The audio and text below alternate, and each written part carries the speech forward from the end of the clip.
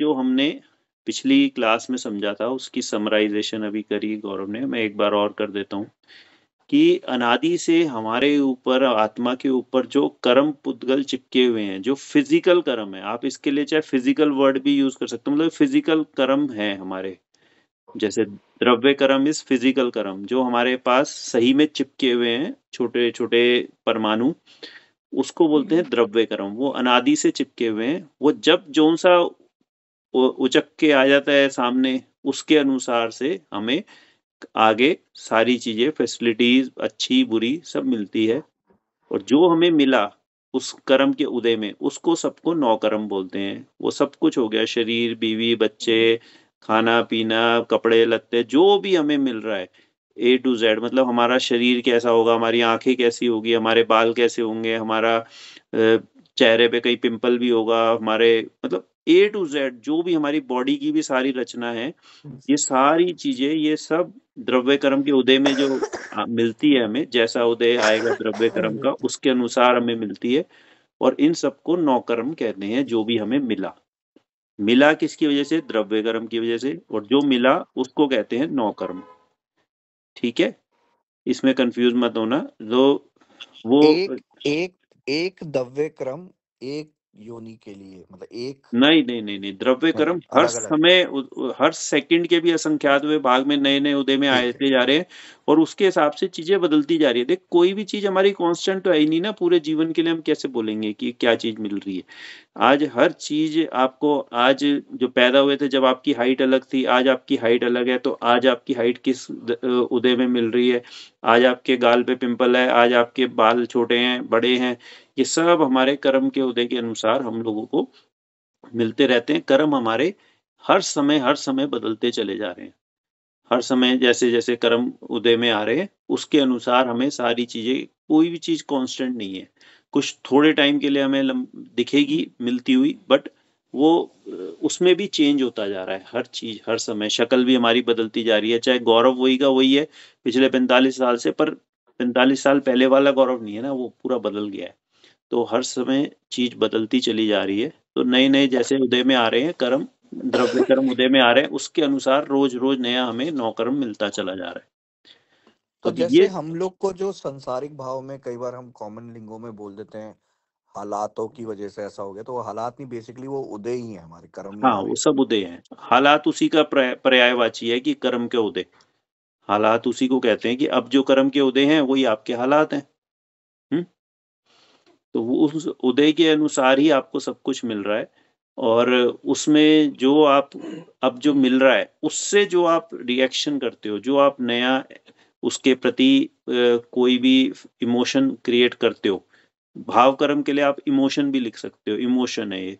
द्रव्य कर्म तो फिजिकल जो कर्म के पार्टिकल्स हैं, और भाव कर्म है इमोशन, जो इमोशनल पार्ट है। आपको कोई भी चीज मिली, आप कोई ना कोई इमोशन तो उससे क्रिएट करते हो ना। अच्छा लगेगा, बुरा लगेगा, रूखा लगेगा, खारा लगेगा, चटपटा लगेगा, मतलब कुछ भी आपकी पांचों इंद्रियों से कोई ना कोई रिएक्शन उसका होगा। तो वो जैसे ही रिएक्शन हुआ, वो एक नया द्रव्य कर्म आके चिपक जाएगा। जैसे ही भाव कर्म हुआ, वो द्रव्य कर्म चिपक जाएगा आके फिर नया। और फिर जो चिपका है, फिर वो उस अनुसार आगे फिर वो उदय में आएगा तो नौ कर्म देगा। तो ये चक्का अनादि से चलता चला जा रहा है।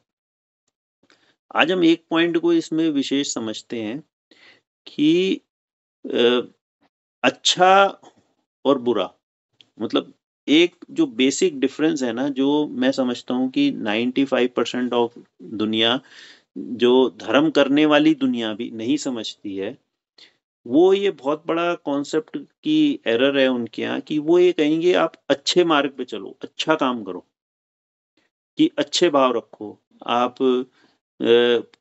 सबकी मदद करो, दुनिया की हेल्प करो, मतलब सब किसी को भी, मतलब जिस तरह की भी दान पुण्य करो, ये सब करो, ये जितने भी भाव हैं।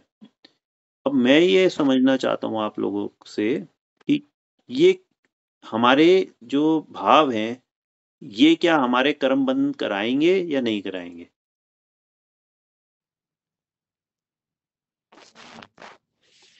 कराएंगे। ये भाव कर्म तो सारी भाव ही तो है हमारे। तो अच्छे बुरे सभी चीज के कर्म तो बंधेंगे ही ना, चाहे वो अच्छे हाँ, बंधे या बुरे बंधे, जो भी हम कर्म कर रहे हैं उसके बंधन होएंगे ही ना।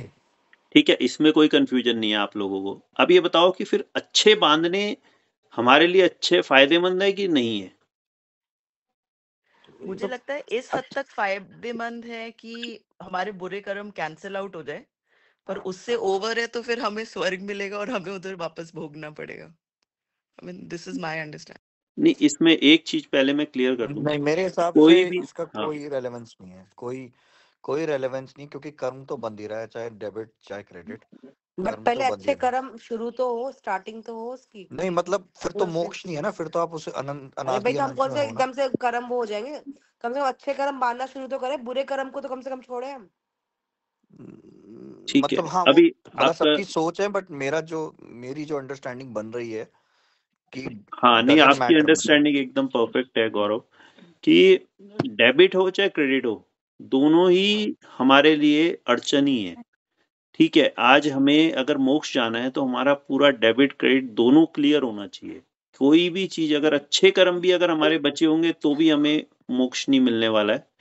हम लोगों को जब तक अच्छे बुरे दोनों कर्म खत्म नहीं हो जाते, तो सारी दुनिया में जो ये कि एक अंडरस्टैंडिंग है ना कि अच्छे कर्म करो, अच्छे कर्म करो, वो अच्छे कर्म भी आपके लिए करने योग्य नहीं है सही मायने में। बट उसको समझेंगे, अभी इसको हड़बड़ी में मत लेना कि हम अच्छे काम करना छोड़ दें, क्या ऐसा नहीं है। बट उसको हम थोड़ा सा अभी अच्छे से समझेंगे आज की क्लास में कि बुरा और अच्छा। पहले एक बात को समझ लो कि कर्म तो कोई भी होगा तो वो करने योग्य नहीं है, क्योंकि इमोशंस आपने अच्छे करे तो भी आपका कर्म बंधेगा, बुरे करे तो भी आपका कर्म बंधेगा। अच्छे करोगे अच्छे कर्म बंधेंगे, बुरे करोगे बुरे करे बंधेंगे। तो अल्टीमेटली तो हमें ना बुरे चाहिए ना अच्छे चाहिए। बट अगर हमारे पास कोई चॉइस नहीं है, हमें कुछ ना कुछ तो करना ही पड़ेगा, इमोशनलेस तो हम रह नहीं सकते। तो इसीलिए ये कहा जाता है कि बुरे से करने से तो अच्छा है कि कुछ अच्छे ही कर ले।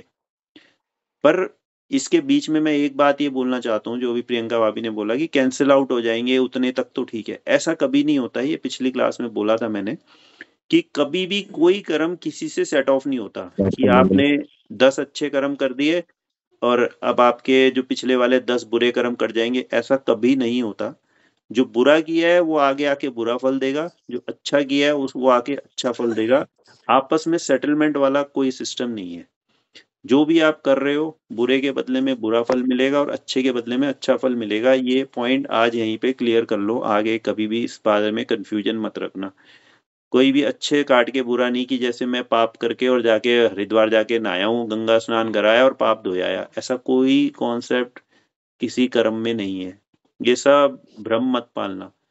जो अगर आपका कोई पुण्य का काम कर रहे हो कि उससे आपका मतलब कि आपने पाप करके कमाई करी और कुछ पार्ट दान कर दिया, जैसे हम बचपन में खेला करते थे ना, तो लोग जुए में भी पार्टनर बना लिया करते थे कि भाई 25% कमाई मंदिर में चढ़ा दूंगा तो उससे मेरे पाप कट जाएंगे। ऐसा कुछ नहीं है। आप जो मंदिर में पैसा चढ़ा रहे हो उसका आपको पुण्य मिलेगा, गुड फल मिलेंगे उसके, और जो आपने जुआ खेला या कुछ करा उसके आपके बैड कर्म मिलेंगे। दोनों ही कैरी फॉरवर्ड होंगे, आपको कुछ भी आपस की सेटलमेंट नहीं है, सबसे पहली बात। ठीक है, ये पॉइंट तो यहाँ क्लियर कर लेना। अब आ जाता है कि जैसे ये अच्छे बुरे और अच्छे कर्मों के लिए एक बड़ा अच्छा एग्जाम्पल आता है, जो शॉर्ट में मैं आपको मतलब ये एग्जाम्पल ही ध्यान रहेगा तो आपको ये हमेशा बात समझ में आएगी। कि जैसे एक यात्री यात्रा करके पैदल जा रहा है, उसको 20 किलोमीटर दूसरे गांव में जाना है पैदल, तपती दोपहरी में वो जा रहा है। अब उसको रास्ते में एक पेड़ की छांव मिली, तो अब छांव मिली तो उसको छांव में रुकना चाहिए कि नहीं रुकना चाहिए? ये उसको इंतजार करना है, वहां पे उसका एक दूसरा दोस्त आके उसको ज्वाइन करने वाला है बस स्टैंड पे, उसने कहा तू मेरा वेट करियो। तो अब वो वेट कर रहा है, एक पेड़ की छांव भी है और एक जगह धूप भी है। अब वो ये कहे कि यार जब 20 किलोमीटर तो धूप में चल रहा हूँ, तो यहाँ खड़ा हूँ 10 मिनट तो भी धूप में ही खड़ा हो जाऊं, तो वो भी मूर्खता कहलाएगी। उस समय तो उसको छांव में ही खड़ा होना चाहिए। पर अगर वो छांव में ही खड़ा रहे तो आगे बढ़े ही ना, कि यार ये छांव ही अच्छी लग रही है, इसी में खड़ा रहता हूँ, और वो आगे बढ़े ही ना, तो फिर तो भी वो अपनी मंजिल पे कभी नहीं पहुंच पाएगा।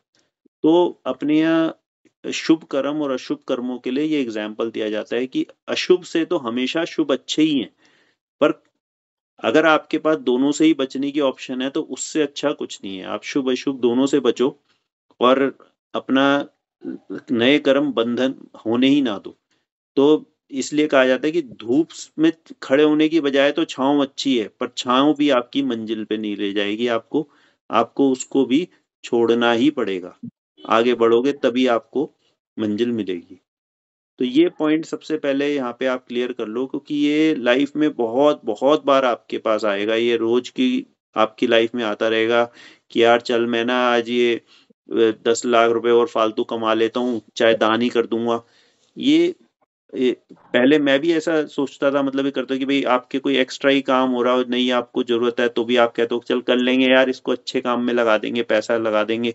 तो वो आप जो 10 लाख रुपए कमा के पूरे 10 के 10 लाख रुपए दान भी कर दिए ना, तो आपने शुभ और अशुभ दोनों कर्म बांधे हैं, आपने सेट ऑफ नहीं किया है। इसलिए इस चीज का विशेष ध्यान रखना। उन दोनों से अच्छा है कि आप उस 10 लाख को कमाने को अवॉइड ही कर देते तो ज्यादा अच्छा रहता। ये बात शायद आपको सुनने में अटपटी लगे, पर 10 लाख रुपए कमा के ये 10 लाख। अश्विनी, इसमें एक चीज बताओ। जैसे मेरे को ये समझ में आया कि अगर ऐसी व्यवस्था बन जाए या ऐसा अवसर आ जाए कि दोनों कर्मों से ही बच सकें, हम्म ना अच्छा हो ना हो अच्छा, मतलब न्यूट्रल रहे, हम्म तो जैसे ये जो न्यूट्रल आने का भाव है, ये हमारा सब, इसको हमें सबकॉन्शियस में डेवलप करना है। नहीं तो इस भाव को लाने के लिए भी तो एक कर्म बंध रहा है ना, कि नहीं?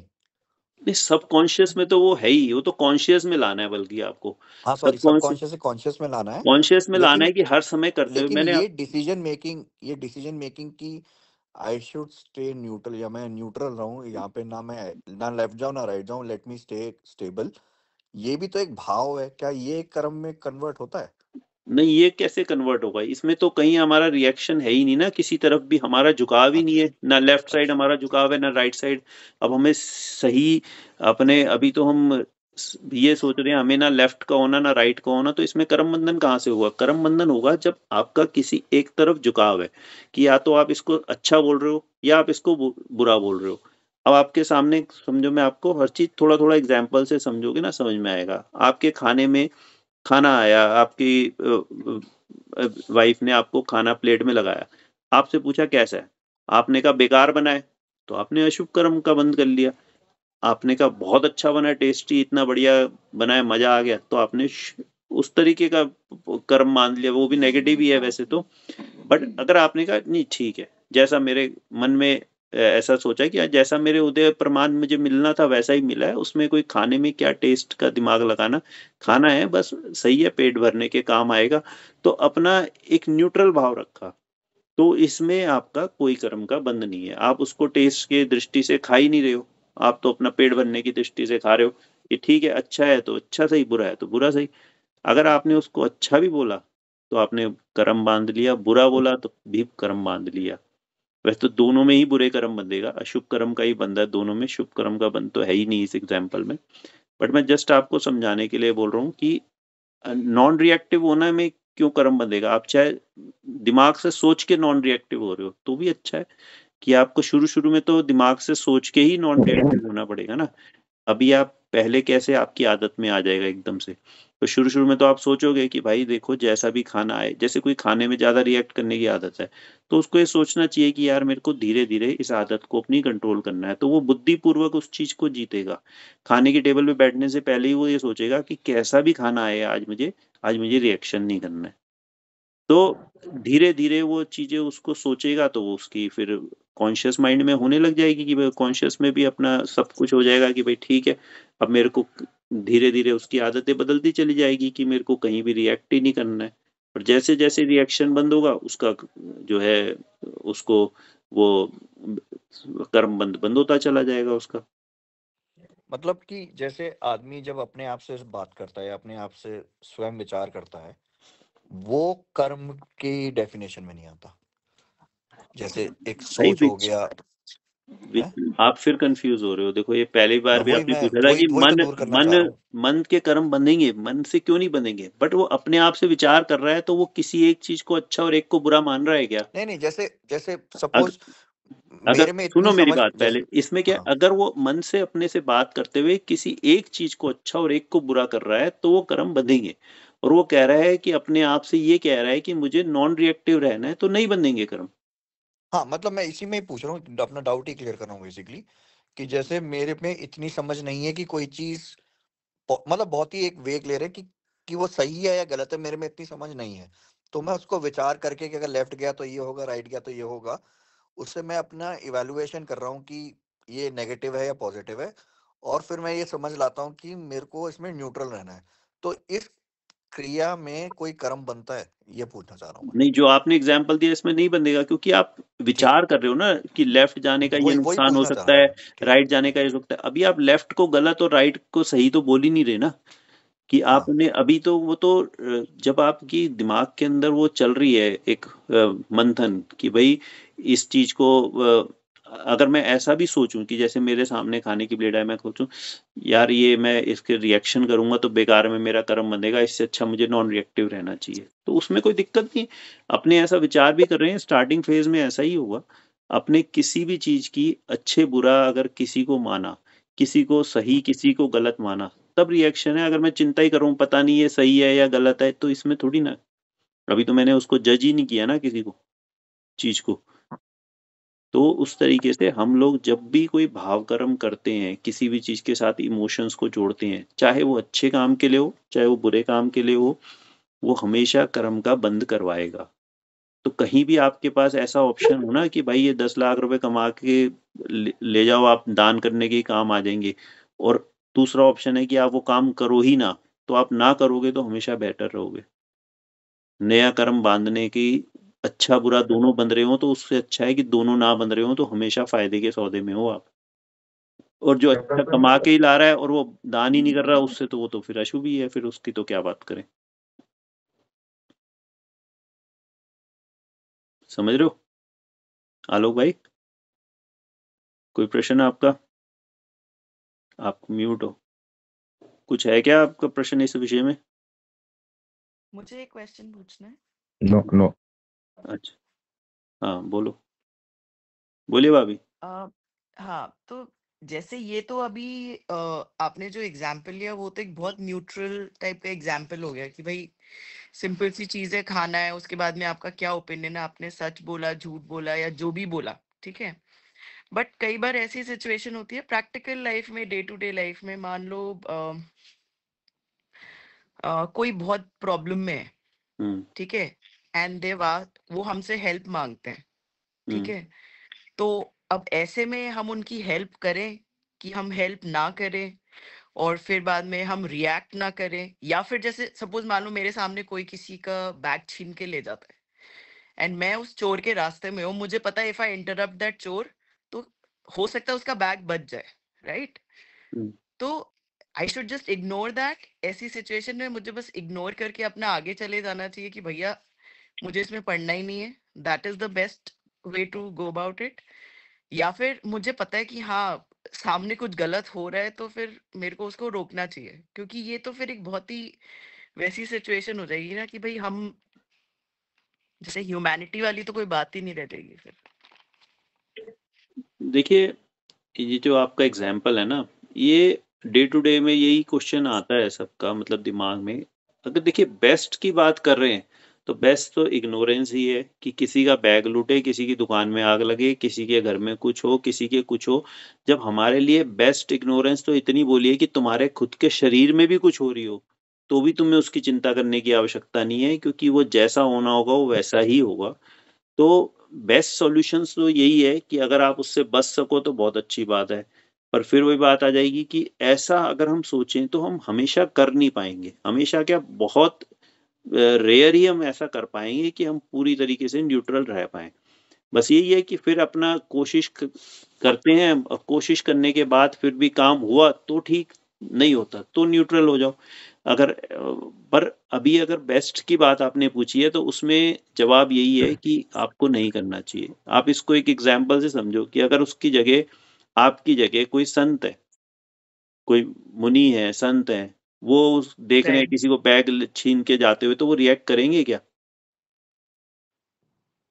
उनको क्या पड़ी है किसी का, ये संसारिक उलझनों में जितना उलझे रहोगे आप, आज ये उसका बैग बचाओगे, फिर उससे आपका इंट्रोडक्शन होगा, फिर हालचाल पूछोगे, कल को पता चला उससे नंबर एक्सचेंज हो गया, फिर वो आपका फ्रेंड बन गए, फिर वो आप उससे पता नहीं कितने कितने रिश्ते आगे बढ़ते चले जाएंगे दुनिया के, ऐसी तो रिश्ते बढ़ते चले गए हैं।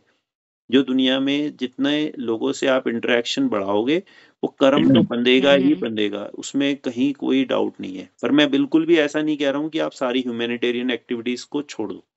मैंने आपको ये नहीं, तो बोला कि ऐसे में तो मुझे लगता है कि अगर मैं नहीं रिएक्ट करूंगी तो मैं ही रात को नहीं सो पाऊंगी, मैं ही गिल्ट में भरी रहूंगी कि भाई मैंने कुछ किया नहीं, when I could have saved that situation, या मैं कुछ कर सकती थी।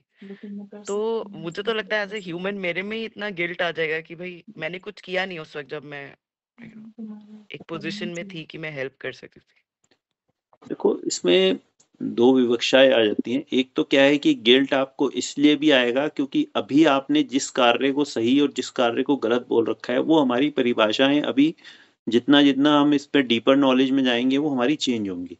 आज की सिचुएशन के हिसाब से आपको वो ठीक लग रहा है और आप वो नहीं कर रहे हो तो आपको उसकी गिल्ट रहेगा। बट कल को आपको ये पता चल जाएगा कि ये भी करने योग्य नहीं था और नहीं करा तो कोई दिक्कत नहीं है, तो आपको वो गिल्ट आना बंद हो जाएगा। बट इसमें एक और एंगल से हमें इस चीज को समझना है। वो वैसे तो अभी लेटर ऑन आएंगे वो टॉपिक्स, क्योंकि वो थोड़े से बड़े टॉपिक हैं, फिर उसको आगे अभी हम समझेंगे तो सभी कंफ्यूज हो जाएंगे। बट चीज क्या है कि जो होना है वो वैसा ही होगा। अभी आपके हाथ में वो चीज है भी नहीं कि आप उसको बचाओ या ना बचाओ। वो अगर बचना होगा तो आपसे अपने आप ही वैसा ही एक्शन होगा, और अगर वो नहीं बचना होगा तो वो आपके साथ आप सोचते ही रह जाओगे, इतने में वो एक्शन कर ही नहीं पाओगे। तो मेन अभी समझने ये वाला ना पॉइंट, बहुत कंफ्यूजिंग है क्योंकि मेरी फ्री विल तो उधर काम कर रही है ना, कि मैं इंटरफेयर करूं कि मैं नहीं इंटरफेयर करूं। वो इसीलिए तो मैंने आपको बोला ना मतलब कि मेरे को तो अभी यही लगता है, वही it comes back to that कठपुतली वाला एग्जाम्पल, कि मुझे लगता है कि रिस्पॉन्सिबल तो मैं ही हूँ इस सिचुएशन में, क्योंकि मेरा उस वक्त जो डिसीजन है उसी बात पे आके अटकेगा ना कि हाँ मैं इंटरफेयर करूंगी कि नहीं इंटरफेयर करूंगी। तो अभी आपसे ही पूछा ना मैंने कि भाई अच्छा कर्म करना चाहिए कि नहीं करना चाहिए, तो अभी आपने भी बोला कि अच्छा कर्म भी नहीं करना चाहिए, उससे भी तो बंधेगा ही। अब चीज को इसीलिए मैंने पूछा कि ये सबसे पहले मुझे पता है ना, क्योंकि अच्छे कर्म को सारी दुनिया करने योग्य मानती है और वो इसीलिए वो करती चली जाती है और उसके चक्कर में नए कर्म बांधती करेक्ट। चली जाती है। आपको अभी हमारी जो अभी तक की नॉलेज है ना, आपका दिमाग किसी भी सिचुएशन को उसके अकॉर्डिंग जज करेगा। बट जैसे जैसे अब आपकी नॉलेज बढ़ती चली जाएगी, आप नए नए एंगल से समझते चले जाओगे, तो आगे आगे दिमाग का रिस्पॉन्स भी बदलता चला जाएगा हर सिचुएशन को लेके। ठीक है, अभी ठीक है। वो चीजें जैसे जैसे आएगी आगे, अभी क्योंकि बहुत ही प्राइमरी स्टेज पे हम इतनी वो सब बातें अभी हम डिस्कस करेंगे तो शायद हमें एक्सेप्टेबिलिटी भी नहीं बन पाएगी उसकी लेके, और अभी हम उसको पकड़ भी नहीं पाएंगे। तो धीरे धीरे वही हो रहा है। हाँ होगा। राइट, ठीक है। देखिए ये होना अच्छी बात है, कुछ लोगों के साथ नहीं हो रहा तो उसके साथ चिंता है कि भाई क्यों नहीं हो रहा तुम्हारे कुछ इसका मतलब तुम सोच ही नहीं रहे हो कि जिसके साथ हो रहा है ना वो पॉजिटिव है।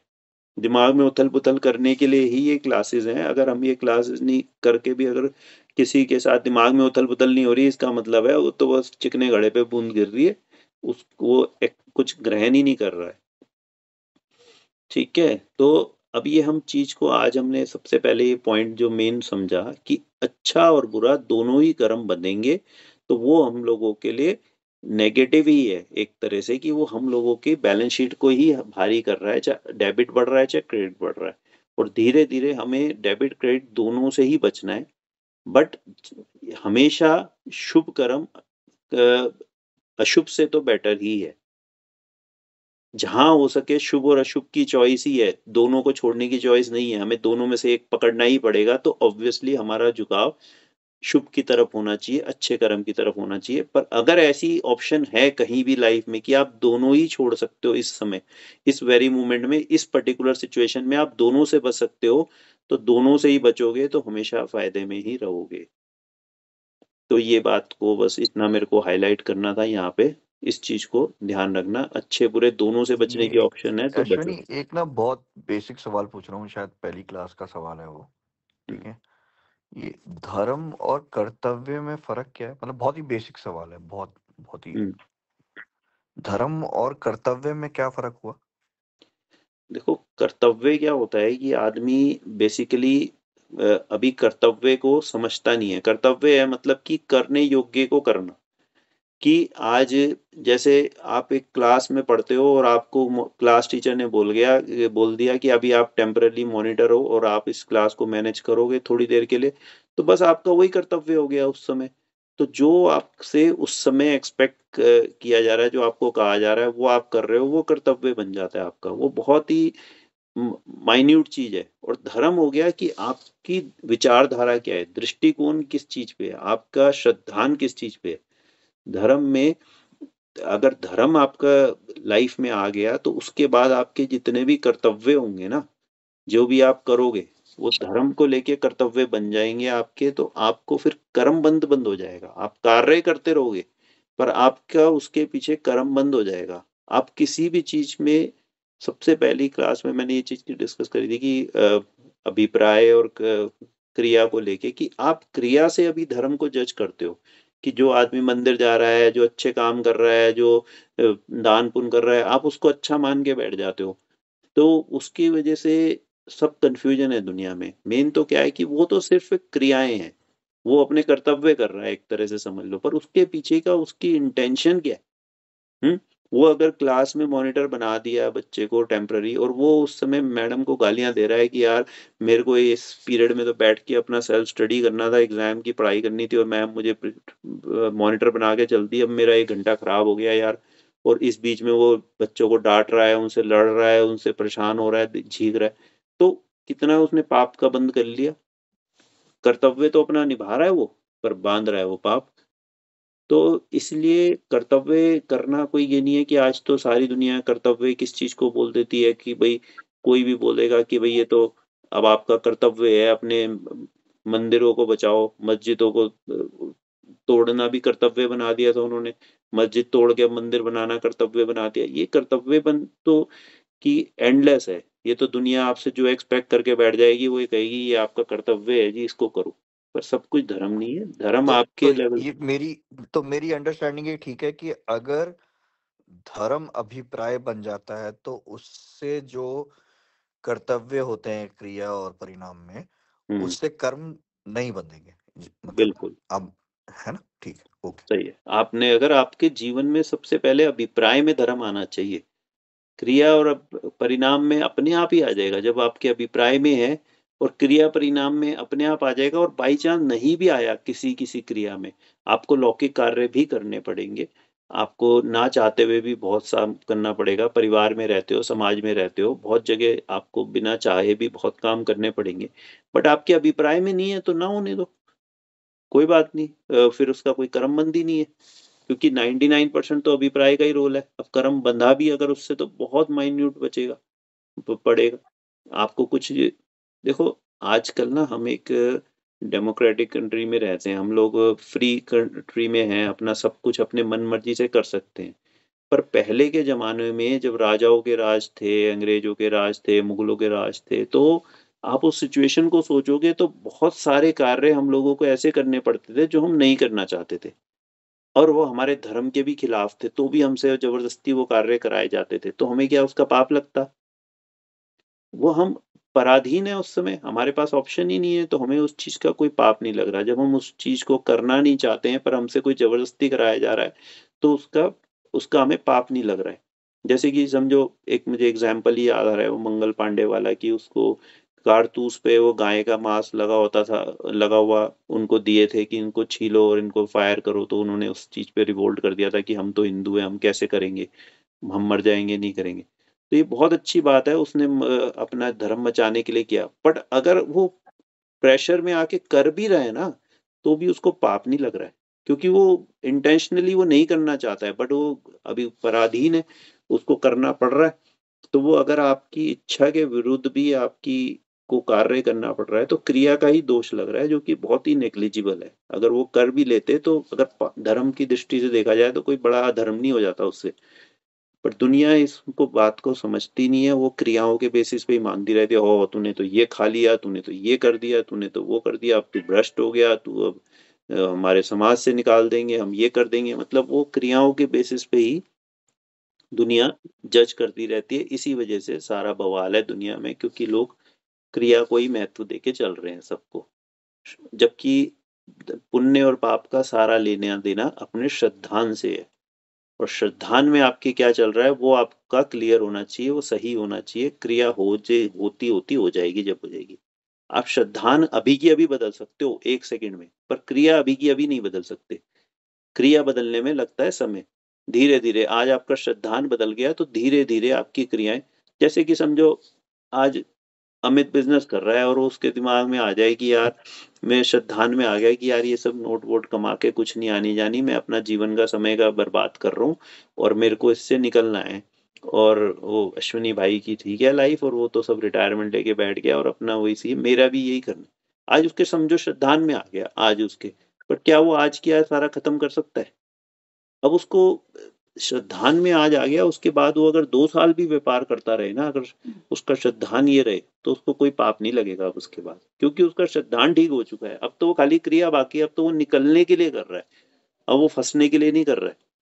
और दूसरा जना वही व्यापार करता दिखाई देगा, वो फँसने के लिए कर रहा है, वो उसको सही मान के कर रहा है, अच्छा मान के कर रहा है, तो वो अपना पाप बाँधता रहेगा।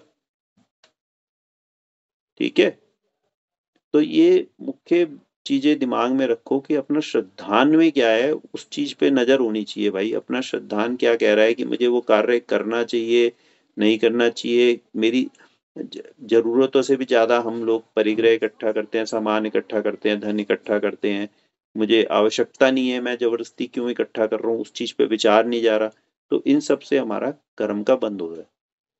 जब हम उस चीज़ों से हटते चले जाएँगे, अपना दिमाग क्लैरिटी आती चली जाएगी कि भई ये सब करने योग्य नहीं है, तो धीरे-धीरे लाइफ़ सिंपल होती जाएगी। मैं एक ऐसे छोटा-सा एग्ज़ाम्पल कल डिस्कस कर रहा था श्री से कि पहले हम ना रिक्शा वालों से ना जैसे बार्गेनिंग करने की एक न नॉर्मल सी आदत होती है, ठेले वाले से, रिक्शा वाले से, सब्जी वाले से कि भई ₹50 लेगा, अरे भाई 50 का क्या काम है, 30 ले लियो, 40 ले लियो। तो एक दिन कई साल पहले की बात है, तो मैं ऐसे ही उसको कह रहा था यार ₹50 का क्या काम है यार, ₹40 ले लियो। तो श्री ने बड़ी अच्छी एक बात बोली, कहती है आप अपने लोग तो कितने हर साल स्वेटर बाँटते हैं, शॉल्स बाँटते हैं इन रिक्शा वालों को और इन सबको। मैंने कहा हाँ यार बाँटते हैं। कह रही यार उससे अच्छा तो ये 10-10 रुपए ना बचाएँ, ना इनके तुड़वाएँ, 1 शॉल साल में 2 शॉल साल में कम पड़ जाएगी, क्या दिक्कत है? मैंने कहा यार बात तो ठीक है, इन्हीं लोगों से तो हम 10-10 रुपए छुड़वा रहे हैं अभी, और जब हमें 2 महीने बाद कुछ सामान बाँटना होगा तो इन्हीं को ढूँढते फिरेंगे, कहाँ है भाई? ले जाओ ये, ले जाओ, ले जाओ।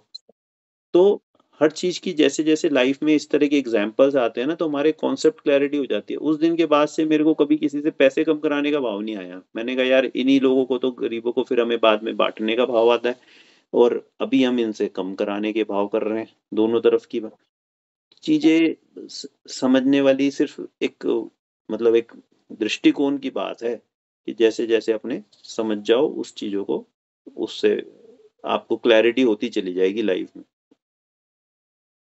और बोलो, कुछ अभी कोई क्वेरी ले लेते हैं 1-2, कुछ है तो, जैसे क्या था किसी का?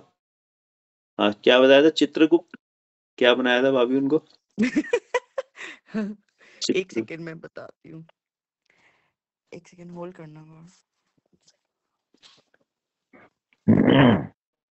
एक और क्वेश्चन आया था मेरे पास कि या जैसे हम उस दिन वो बात कर रहे थे कि सब त्रियंच में पेड़-पौधे सब कुछ होते हैं।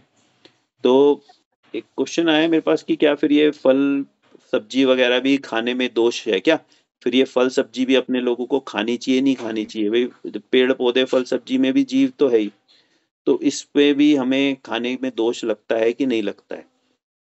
देखो ये एक अपने आप में एक इंडिपेंडेंट टॉपिक है, किसी एक क्लास में हम इसको ले सकते हैं भाभी, चाहे आप नोट कर लो, किसी दिन भी आप बोलोगे, मैं 5 इंद्रियों का टॉपिक आपको समझा दूँगा। ये 5 सेंसेस होती हैं, 1 इंद्री, 2 इंद्री, 3 इंद्री, 4 इंद्री और 5 इंद्री। 5 हमारी सेंसेस हैं जो हम बचपन से जानते हैं, टच, टेस्ट, स्मेल, एक साइट और एक हियरिंग।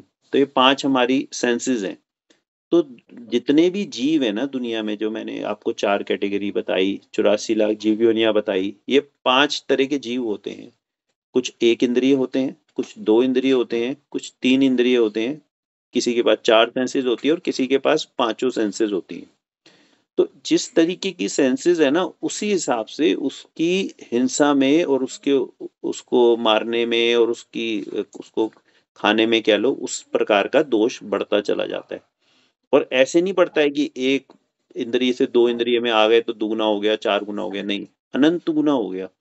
मतलब कि आप अनंत पेड़ पौधे खाओ, उससे ज्यादा दोष है कि आप एक 2 इंद्रिय जीव, जैसे कि एक इल्ली होती है ना, इल्ली जो मटर में इल्ली निकलती है या कुछ होती है, एक उसका आपने खा लिया, तो वो उतना बड़ा दोष है कि अनंत आप पेड़ पौधे खा चुके होते, उससे ज्यादा बड़ा दोष उसमें है। फिर अनंत इल्लियां खाओ, उससे ज्यादा दोष एक 3 इंद्रिय जीव जैसे कि चींटी होती है, वो होती है। सेंसेस भी ना 5 होती है ना, वो इस तरीके से याद कर सकते हो आप। पहला सबसे इंपॉर्टेंट है टच, वो सभी के पास है, सारे जीवों के पास है। उसके बाद आ गया यूं, एंगल बता रहा हूँ, यहाँ 1 पूरी बॉडी, 2 3 4 5, ऐसे ऐसे ग्राफ चल रहा है कि मतलब सबसे पहले शरीर सबके पास होगा, सेकंड नंबर पे टेस्ट होगा, ठीक है, 3 नंबर पे नोज होगी, मतलब स्मेलिंग पावर होगी, 4 नंबर पे होगी उसको देखने की शक्ति किसी जीव के अंदर, और 5वीं होगी सुनने की शक्ति। मतलब जो जीव सुन सकता है ना, उसके पास बाकी चारों गारंटीड से होंगी ही होंगी। उसकी उस भव में खराब है वो एक अलग बात है, कि अंधा हो गया तो वो 4 इंद्रिय नहीं हो जाएगा मनुष्य, कोई पैदाइशी अंधा है, वो है 5 इंद्रिय ही, उसकी आंखों का ऑपरेशन करके हम उसको दिखा भी सकते हैं, वो देखना शुरू भी कर सकता है, वो 5 इंद्रिय ही है, वो उस समय उसकी आंख काम नहीं कर रही, वो एक अलग टॉपिक है। बट इन जनरल अगर जो जीव भी सुन सकता है वो 5 इंद्रिय जीव है। तो जो एक इंद्रिय अनंत एक इंद्रियों की हिंसा से ऊपर है, 1-2 इंद्रिय की हिंसा, फिर अनंत 2 इंद्रिय से ऊपर है, 1-3 इंद्रिय वाले की हिंसा, फिर अनंत 3 इंद्रिय से ज्यादा की हिंसा एक 4 इंद्रिय में, और 4 इंद्रिय अनंत से ज्यादा की हिंसा एक अनंत मतलब समझ गए ना, इनफाइनाइट मतलब अरबों खरबों खरबों समझ लो आप, तुम कैसे उतने से ज्यादा एक हो जाता है। तो वो 1-2 इंद्रिय को खाने में इतनी हिंसा है कि जितना तो पूरे जीवन में आप फल फ्रूट सब्जियां नहीं खा पाओगे। तो जब अपने को खाना ही है तो अपने कम से कम दोष वाली चीजों को खाना चाहिए, ये बात आई। अब आप कुछ उस वक्त एक आलोक का क्वेश्चन था जिसपे यू हैड सेड कि ये क्लास में डिस्कस कर लेंगे। तो आलोक ने लिखा था कि देवयोनि में भोग ही भोग है, तो जो नेक्स्ट जीवन मिलेगा वो फुल ऑफ कर्म बंध के साथ मिलेगा। अंकित का था शायद ये। तो इसमें अनंत उसके साथ मिलेगा, इसमें कोई दो राय नहीं है। बट इसमें देखो योनिगत एक अपनी चीज होती है कि जैसे एक देव को नॉर्मली समझो 32 देवियां मिलती है, 32 बीवियां समझ लो उसके पास 32 है, तो 32 बीवियों के साथ भोग भोग रहा है, तो उसको वो दोष नहीं है जो एक मनुष्य 2 बीवियों का 4 बीवियों के साथ रह रहा है तो उसमें दोष है। ये कहता है कि आपको बाय डिफॉल्ट जो उस योनि में जो चीजें मिल रही है ना, अब उसमें उसका कर्म उतना बंद नहीं है जितना आप उसको और बढ़ा के करने में दोष लगता है। मतलब कि जैसे उस एक होता है ना कि भाई आज हम लोग समझो सबकी 2 रोटी खाने की खुराक है, हम लोग 2 रोटी एक बार में खाते हैं, और कोई एकदम हमारे सामने 20 रोटी खाने वाला आ जाए तो हमें बड़ा आश्चर्य होगा, यार ये 20 रोटी कैसे खा सकता है। पर हम किसी किसी ऐसी जगह जा रहे हैं जहाँ सभी 20 रोटी खाते हैं, तो वहां 20 रोटी खाना कोई अजीब बात नहीं है। तो उस तरीका जैसे अलग अलग देशों के खाने, हम यहाँ पे महीने में 1-2 बार पिज्जा खा लें तो हमें लगेगा ऐसा, अब वो महीने में 30 दिन ही पिज्जा खा रहे हैं, तो उनकी जो जैसी खुराक है तो उसके हिसाब से अब उसमें जो रोज पिज्जा जिसके देश में बनता है वो जाके किसी दिन नान खाने का भाव रखे तो उसके ज्यादा दोष है, और हम लोग रोज नान खाने वाले देश में हम पिज्जा खाने का रखें तो ज्यादा दोष है। तो जो देव योनि में जो वो भोग मिल रहे हैं उनको, वो उनको अच्छे कर्म के उदय के अनुसार सारी सुविधाएं मिल रही हैं, बट उनको वो भोग रहा है तो उसमें वो इतने बुरे पाप को नहीं बांध रहा है, इतने ज्यादा कर्म बंधन नहीं हो रहे हैं उसके, समझे। हम वहां बंद को नहीं समझे, वहां उदय है, उदय उसका बहुत अच्छे कर्मों का है, उसके बहुत अच्छे कर्म का उदय चल रहा है तो उसको बन रहा है, पर उसका नए कर्म का ज्यादा बंद नहीं रहे हैं बुरे, वो अच्छे वाले खपा रहा है, अच्छे वाले उसके कम होते जा रहे हैं खपा खपा के, पर नए वो बहुत बुरे नहीं बांध रहा है, क्योंकि उसको तो जो बाय डिफॉल्ट मिला हुआ है वो उसमें भोग रहा है, उसको ज्यादा नए क्यों बांध रहा है। नए तो बांधे जब आदमी के पास जो हो वो उससे ज्यादा की इच्छा करे, वो इधर देखे उधर देखे। आप आज अगर समझो इस हिसाब से मानेंगे तो जो करोड़पति घर में पैदा हो रहा है उसके ज्यादा पाप का बंद हो जाएगा, और जो गरीब भिखारी के घर में पैदा हो रहा है उसका कम पाप का बंद होगा। पर ऐसा नहीं होता। पाप का कर्म आपको मिली हुई सुविधाओं के हिसाब से नहीं होता, आपके भाव किस तरफ जा रहे हैं उसके अनुसार होता है। अगर एक भिखारी करोड़पति बनने की इच्छा कर रहा है तो वो ज्यादा पाप बांध रहा है, और एक करोड़पति है जो और अमीर होने की इच्छा ही नहीं कर रहा, वो नॉर्मल जी रहा है, तो वो कोई पाप ही नहीं बांध रहा। तो जो आपको मिला है, आप लोग सारे जो है ना उदय और बंद में कंफ्यूज होते हो। उस चीज को समझना थोड़ा सा इंपॉर्टेंट है, इसलिए समझो कि जो उसको देव योनि मिली है वो उसका कर्म का उदय है। उसके द्रव्य कर्म वैसे उदय में आए कि उसको वैसे 9 कर्म मिल गए। अब उसने भाव कर्म तो किया ही नहीं, तो भाव कर्म किया नहीं तो उसको कर्म बंद कहां से हुआ। भाव कर्म से होएगा ना कर्म का बंद। तो आप पहले इसलिए मैंने वो ग्राफ को समझाया था कि जब उसको देव योनि में सारे सुख मिले तो वो कर्म बंद के कारण हो गए। ऐसा किस बेसिस पे आपने बोला? ये तो हो ही नहीं सकता, क्योंकि उसको जो मिला है उससे उसने रिएक्शन कैसा किया ये तो आपने बताया ही नहीं। एक पैरामीटर ही मिसिंग है उस क्वेश्चन में कि वो भाव अच्छे कर रहा था कि बुरे कर रहा था। समझ रहे हो क्या? आई थिंक अगर ये अंकित का क्वेश्चन था, I don't know if he is in the call. नहीं वो है नहीं, बट जिसका भी था मतलब आप लोग जो हो वो तो समझ रहे हो ना इस पॉइंट को। पर मुझे ये नहीं समझ में आता, अगर आत्मा स्वरूप जो है उसका अपना एक आनंदमय स्वरूप है, तो फिर वो हम, again I am coming to my question, कि भाई तो उधर कौन भोग रहा है? शरीर तो जा नहीं रहे, तो कौन भोग रहा है उधर? सुख दुख या स्वर्ग नरक कौन भोग रहा है फिर? और ये जो आप कहते हो कर्म जाके चिपकती है, वो किस पे जाके चिपकती है? आत्मा पे आके चिपकते हैं। जो हमारी आत्मा है उसके ऊपर हम्म। एक लेयरिंग हो जाती है कर्मों की। एक्चुअली में वो आत्मा ठीक को है। पर टच नहीं हो रहा होता, पर आत्मा के ऊपर घेरा होता है। इसको ऐसे समझते हैं कि जैसे आपने कभी गाय को रस्सी से बांधते हुए देखा है। हम्म। हम्म। अब गाय हम्म। ने गाय को रस्सी ने कहाँ बांधा? गाय के कौन से पार्ट में घुसा वो रस्सी? वो गाय तो के अंदर नेक पे घुसी गई, बंधा हुआ होता है। तो नेक के अंदर घुसी नाक है वो में। रस्सी। रस्सी नहीं, से गाय अंदर नहीं बंधी हुई है घुसी कहीं हुई, वो भी? तो बाहर से घुसी हुई है। रस्सी रस्सी से ही बंधी हुई है। रस्सी गाय से कहीं नहीं बंधी हुई।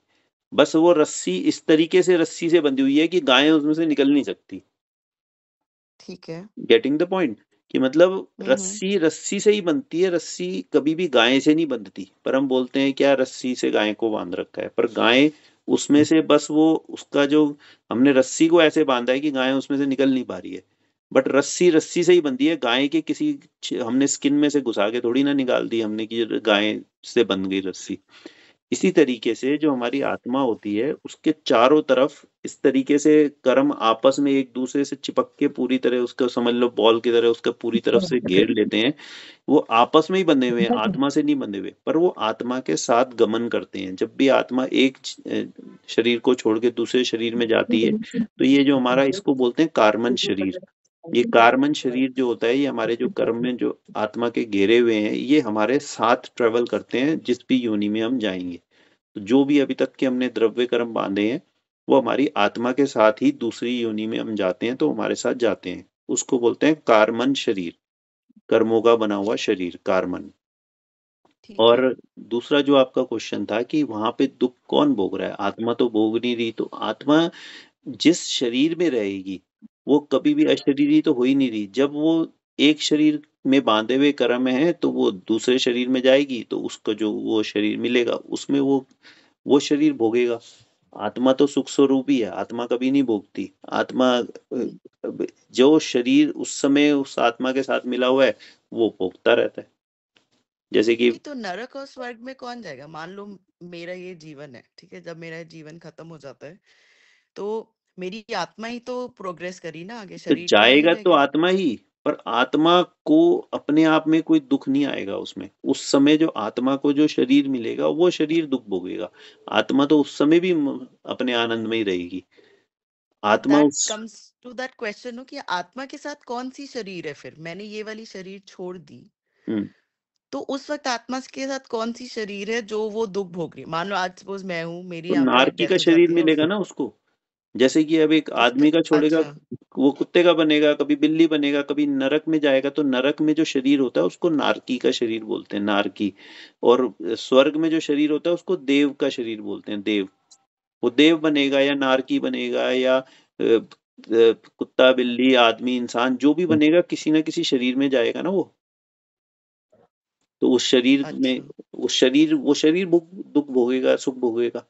आत्मा तो कभी नहीं भोगती, पर आत्मा की मौजूदगी में वो सब चीज हो रही है, तो आत्मा रिएक्शन करते करते वो उसमें फिर वो कर्म बंद होता चला जाता है। जब आप नॉन रिएक्टिव हो जाओगे तो वो कर्म बंद रुक जाएंगे आगे। जब तक आप रिएक्शन करते रहोगे, नए कर्म बनते रहेंगे, फिर नई योनियां मिलती रहेगी, नए जगह घूमते रहेंगे। तो ठीक वो है। जो नारकी का शरीर है उसके अंदर ये सारी मेमोरी होती है कि हमने क्या क्या कर्म किए हुए हैं और किस वजह से हम भोग रहे हैं? आपको आपकी मेमोरी है पिछले जन्म में आपने क्या किया था, क्या नहीं किया था? नहीं, तो मतलब वो तो उसको मेमोरी, यही लगेगा कि मैं खाली भोग रहा हूँ उसको ये नहीं हाँ, पता लगेगा कि किस वजह से। आप तो उसको क्यों ले रहे लर्निंग हो? नहीं होगी ना, फिर आप नहीं उसको भोग क्या रहे क्या? अकल आएगी? आप उसको हाँ क्यों ले रहे हो? उसको समझना शायद मुश्किल होगा। आप अपने को समझो ना, आप नहीं भोग रहे हो। आपको नहीं कई बार दिमाग में आता यार ये मेरे साथ क्यों हो रहा है, मैंने तो ऐसा कुछ किया नहीं। जैसे हम लोग भोग रहे हैं ना, हम लोग भी तो सुख दुख, हमें सब चीजें मिल रही हैं, कुछ अच्छा मिल रहा है, कुछ बुरा हम्म। मिल रहा है, ये भी हम भी तो भोग ही रहे हैं ना हर समय। और ऐसी वो भी भोगेगा। जब उसको मिलेगा तो वो उसके हिसाब से सारी दुनिया उसको भोग रही होगी, तो वो भी भोग रहा होगा। ऐसे ही अब हम लोग भी भोग ही रहे हैं सब कुछ, कि जो भी हमें मिल रहा है। भोगने के साथ साथ बांध भी रहे हैं। दोनों प्रोसेस इंडिपेंडेंटली चल रहे हैं ना, वो एक दूसरे को इंटरफेयर करते हैं ना उससे कोई लेना देना है। द्रव्य कर्म अपने आप उदय में भी आए जा रहा है, और द्रव्य कर्म पीछे से नया बंधे भी जा रहा है वो अपने आप। जैसे वही फिर टंकी का एग्जाम्पल मुझे आता था कि टंकी में ऊपर से पानी आए भी जा रहा है और नीचे नल खुला है तो नीचे से बहे भी जा रहा है। तो वो दोनों काम इंडिपेंडेंटली चल रहे हैं। हम्म। इसका मतलब तो ये हो गया ना कि अच्छे कर्म कर रहे हैं तो देव योनि मिलेगी। जितने भी कुत्ते बिल्ली वगैरह जितने भी हैं ये सारे मतलब ये बुरे कर्म वाले हैं। हाँ, दो जो चार योनि है ना, चार गति है उसमें।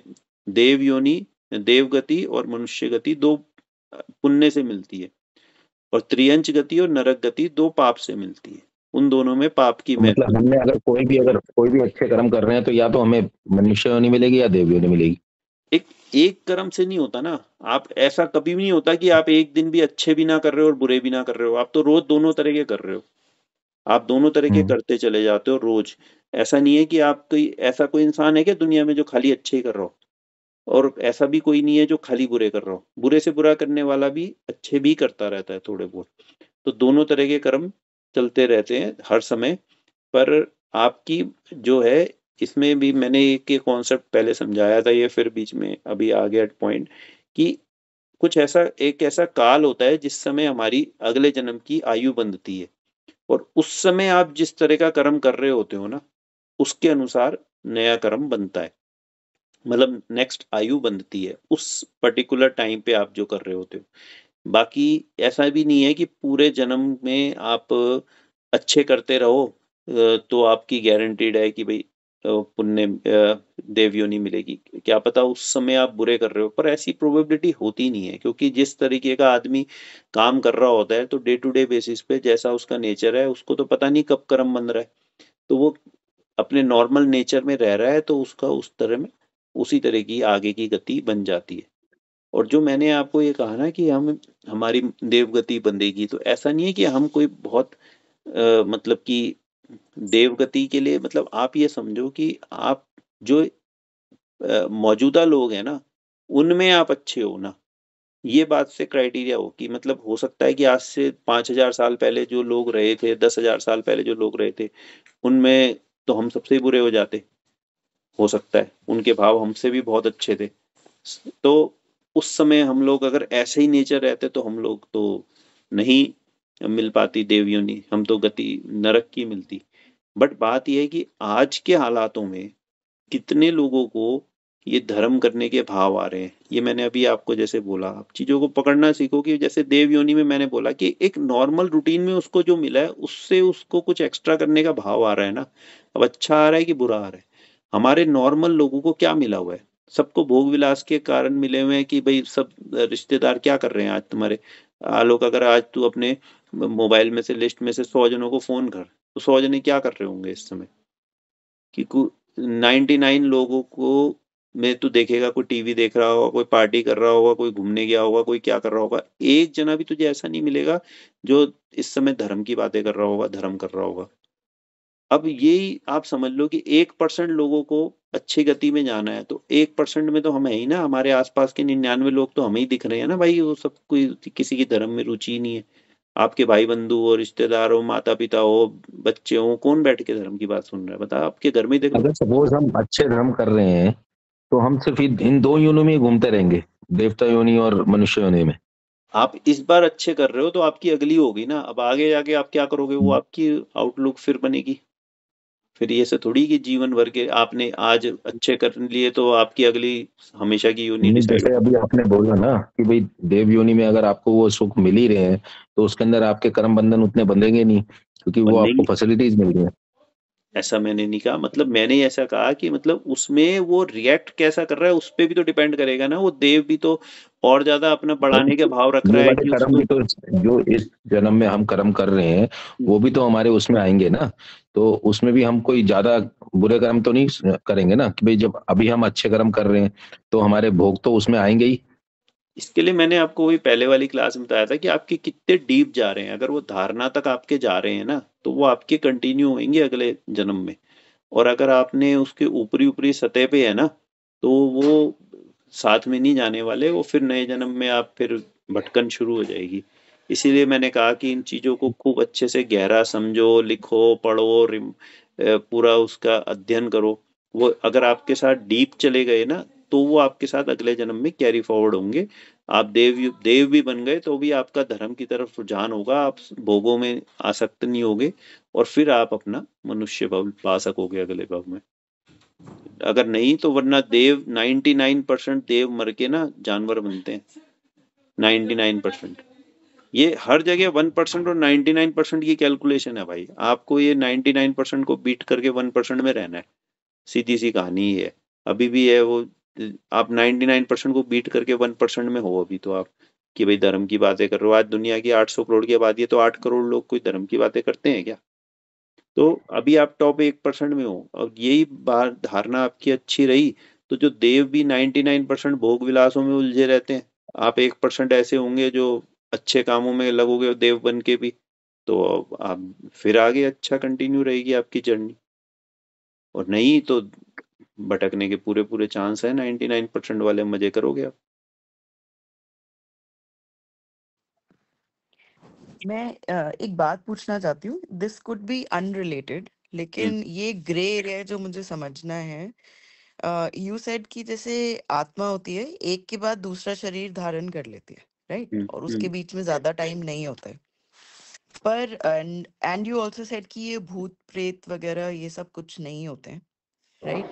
नहीं नहीं, भूत तो हम प्रेत, लोग जो हाँ या भूत प्रेत होते हैं, पर भूत प्रेत बिना शरीर के नहीं होते।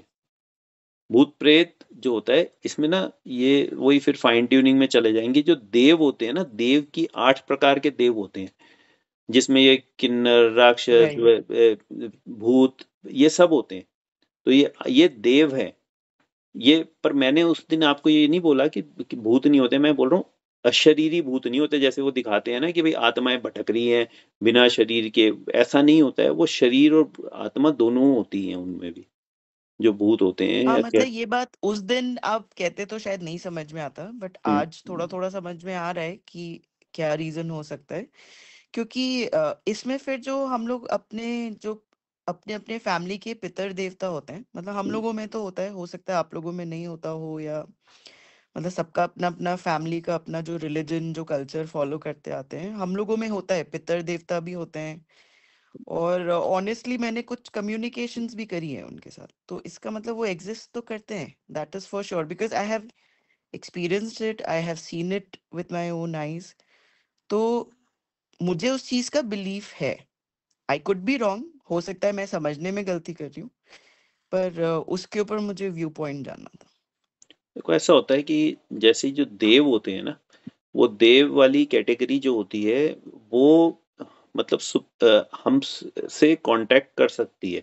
अगर हमारा कोई जानकार कोई गुजर के मर के वो देव बन गया, तो अगर उसको ऐसा कोई विकल्प आए, आप अपनी चॉइस से तो नहीं कर सकते हो, पर अगर उसको ऐसा विकल्प आए कि वो आपको कम्युनिकेट करना चाहे, तो ही हैव द पावर कि वो कर सकता है। बट वो बहुत ही हीन कैटेगरी के देवों को ही कैटेगरी होती है।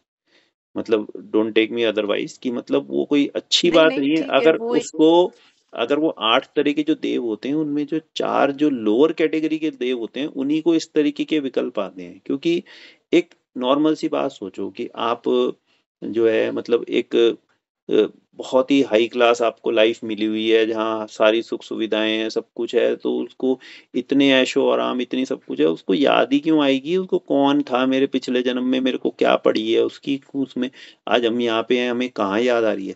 बट कोई कोई जो ये कैटेगरीज होती हैं, ये इन लोगों की ये मतलब अब ये बहुत डिटेलिंग में चला जाएगा कि देव भी ना तीनों जगह रह सकते हैं। वो नरक में भी देव रहते हैं, जमीन पे हमारी जो पृथ्वी जिसमें हम रह रहे हैं, इसमें भी देव रहते हैं, और ऊपर भी देव रहते हैं। सिर्फ देव जो है तीनों कैटेगरी में रहते हैं। जो ये नीचे वाले जो नरक में रहने वाले देव होते हैं ना, वो ये सब होते हैं भूत पिशाच और ये सब, जो ये और ये हमारे को धरती पे आके ये कुछ कुछ कर भी सकता है कोई आदमी, ऐसा कोई बड़ी बात नहीं है। बट वो सब होगा तो हमारे उदय अनुसार ही होगा। उसको ना तो आप चाह के रोक सकते हो और ना चाह के कर सकते हो। कि ये कोई कहे ना कि मैं इसका टोटका कर दूंगा, मैं ये कर दूंगा, वो कुछ नहीं कर सकता। और अगर कभी ऐसे कोई भूत प्रेत किसी के पास आए भी बाई चांस, तो आप सीधा अगर अपने श्रद्धान में अटल रहो कि तुझे जो करना है कर ले, तू मेरा कुछ बिगाड़ ही नहीं सकता, तो आप वो देखोगे कि वो भाग जाएगा। क्योंकि उसको सिर्फ ऐसा हवा बनाना होता है कि मैं तेरा कुछ बिगाड़ दूंगा, मैं बिगाड़ दूंगा, और आप डर जाओगे और डर के उसके हिसाब से कार्य करने लग जाओगे। बट अगर आप अपने श्रद्धान में स्थिर हो कि तुझसे जो होता हो कर ले, तो मेरे को कोई दिक्कत नहीं है, तो वो कर कुछ नहीं सकता, वो कुछ कर ही नहीं सकता, तो वो आपसे अपने आप ही भाग लेगा कि यहाँ तो मेरी दाल नहीं गल रही भाई। वो सिर्फ डराने के और उसके काम कर सकता है, बट उसको पास कोई पावर नहीं है। और जो पितर आप कह रहे हो वो सब होते हैं, तो उसमें क्या है कि उनके पास थोड़ी पावर्स होती हैं और वो हमारा पास्ट और फ्यूचर देख सकते हैं। तो कई बार कुछ ऐसी चीजें यस होती है कि जिसमें वो आपको आके थोड़ी गाइडेंस दे देते हैं कि भाई आगे ऐसा होगा। बट ये सब चीजें वापस मैं बोलूंगा कि आपके कर्म के अनुसार ही है। आपको वो चीज मिलनी ही थी। आपका द्रव्य कर्म ही आपसे वो काम कराएगा। कोई पितर कोई भगवान भी आके आपके द्रव्य कर्म को बदल नहीं सकता। आपके द्रव्य कर्म के बिना आपको कोई नौ कर्म दे नहीं सकता आपको। ये एक नेक्स्ट क्लास के लिए हम टॉपिक ले सकते हैं कि मतलब कौन करता है हमारा, मतलब कौन कर सकता है कौन नहीं कर सकता है। इस चीज को समझना भी हमारे लिए बहुत उपयोगी है। कौन कौन हमारे लिए क्या क्या चेंजेस कर सकता है। हमारे बीवी करवा चौथ का व्रत रख के हमारी आयु बढ़ा सकती है क्या? हमारा कोई साधु कोई सन्यासी हमारे बिहाफ पे, कोई ब्राह्मण हमारे बिहाफ पे पूजा करके हमारा भला कर सकता है क्या? ये सब चीजें परिवारों में चलती है, नो डाउट। बट इसके पीछे का फैक्ट हमें समझना बहुत जरूरी है। जरूरी नहीं है जो परिवार में चलता हो वो सही हो, और जरूरी नहीं है कि वो गलत भी हो। उसका लॉजिक हमें समझना चाहिए और अपने आप को जज फिर करना आना चाहिए कि सही और गलत का हम फैसला करें, कि रूढ़िवादी खाली हम उस चीज को हाँ, बिना समझ के ना चलें। क्योंकि मुझे एक ये भी चीज लगती है कि जैसे मान लो किसी की डेथ हो गई है, हमारे कोई फैमिली मेंबर या कोई, तो ऐसा फैमिलीज में या हमारी फैमिली में, मैं अपना ही अपना पर्सनल एग्जांपल लेती हूँ कि हमारे फैमिली में मानते हैं कि ठीक है चलो वो देवता बन गए, एंड लाइक यू सेड कि कुछ लोग उनसे क्वेश्चंस भी पूछते हैं and वो अकॉर्डिंगली गाइड भी करते हैं। पर मुझे फिर ये भी लगता है, तो इसका मतलब है उनकी प्रोग्रेस फिर कम हो रही है ना, क्योंकि वो बैकवर्ड बेंडिंग ज्यादा है कि भाई वो पीछे के बारे में ज्यादा सोच रहे हैं कि भाई ये मेरी पास्ट लाइफ थी, ये मेरे फैमिली मेंबर्स थे, इसमें इसको ये परेशानी हो रही है, उसको वो परेशानी हो रही है। तो अल्टीमेटली यही है कि वो लोग भी पीछे वाले ही चक्करों में ज्यादा फंसे हुए हैं। मतलब हाँ आगे जो एक बिल्कुल। प्रोग्रेस करनी चाहिए। उसकी तो अपनी गति खराब है ही, वो तो खराब गति के देव हैं ही। बट अगर आप उनके चक्कर में पड़ोगे तो आपकी भी गति खराब ही होने वाली है। क्योंकि आपको अभी इस बात पे विश्वास नहीं है कि मेरे को मेरे उदय अनुसार चीज मिलेगी। अभी आप पर आश्रित हो गए हो कि शायद कोई मेरे अच्छा कर दे और कोई मेरा बुरा कर दे। राइट। अगर उसके पास, देव के पास तो इतनी धन सामग्री, इतनी सब कुछ है, अगर वो एक पे खुश हो जाए तो वैसे ही 1 सेकंड में दुनिया का सबसे अमीर आदमी बना दे, सबसे कुछ अच्छी दे दे। ऐसा तो कोई मैंने सुना नहीं आज तक कि बन गया ओवरनाइट। अगर देव हैं, इतने लोगों के पितर को जानते हैं, करते, तो करा क्यों नहीं लेते भला अपना? किसी का तो आज तक भला होते नहीं देखा आपने, किसका देख लिया? और ज्यादा से ज्यादा बस वो थोड़ा बहुत आके बता जाएंगे, आपको लगेगा हाँ मैं एक समस्या से बच गई, मैं इस परेशानी से बच गई, मेरा खोया हुआ है सामान मिल गया, मेरा ये मिल गया। ये चिल्लर चट्टी में क्यों उलझे हुए हैं? जब हमारे पास अगर पावर है तो सुप्रीम पावर ही मांग लो ना सीधा, कि सीधा भैया मुझे दुनिया का सबसे अमीर आदमी बना दे। Right right. वो क्यों नहीं बनवा लेते 1 सेकंड में? अगर पितर हैं हमारे पास तो हमारी बात सुनते हैं तो। एक्चुअल में क्या है ये, हमें कॉन्सेप्ट समझ में आना चाहिए कि हमें जो भी मिलेगा अपने उदय अनुसार मिलेगा। अब उदय में कोई भी निमित्त बन जाए, कभी कोई मेरे को पैसा मिलना होगा तो आलोक निमित्त बन जाए, कभी अमित निमित्त बन जाए, कभी कोई मैंने कुछ भी कोई और चीज निमित्त बन जाएगी। निमित्त बनते भले कुछ भी बन जाए, पर मिलना है वही मिलेगा, उससे ज्यादा बिल्कुल नहीं मिलेगा, उससे कम बिल्कुल नहीं मिलेगा। कोई हमारा छीन नहीं सकता, कोई हमें दे नहीं सकता।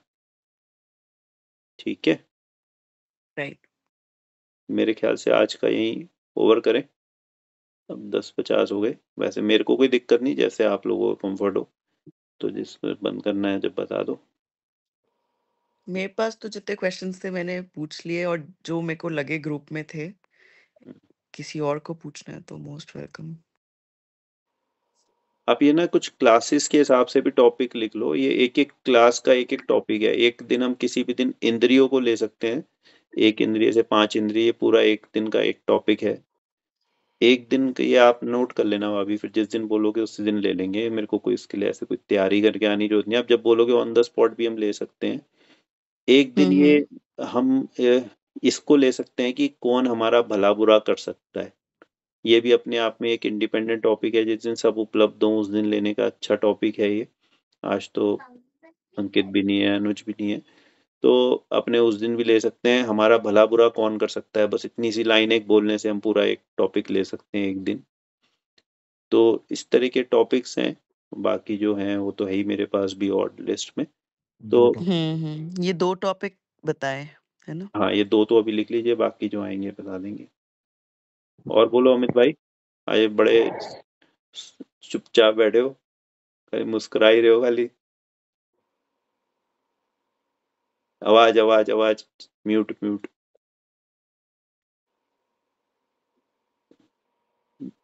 वार्ता वार्ता सुन रहे हैं, ज्ञान ले रहे हैं, ज्ञान प्राप्त हो रिलैक्स मोड में हो। सही है भैया, ठीक है। और बोलो, किसी का कुछ है क्या? एक तवा भी है, गया वो अभिषेक। नहीं नहीं यही है बस।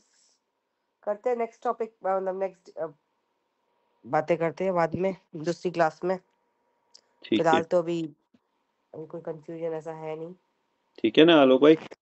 और कुछ? हाँ चलो फिर अभी तो एंड ओके करते हैं, बाकी फिर जैसे नेक्स्ट होगा फिर करते हैं। ओके ओके ओके जी, गुड नाइट। Good night.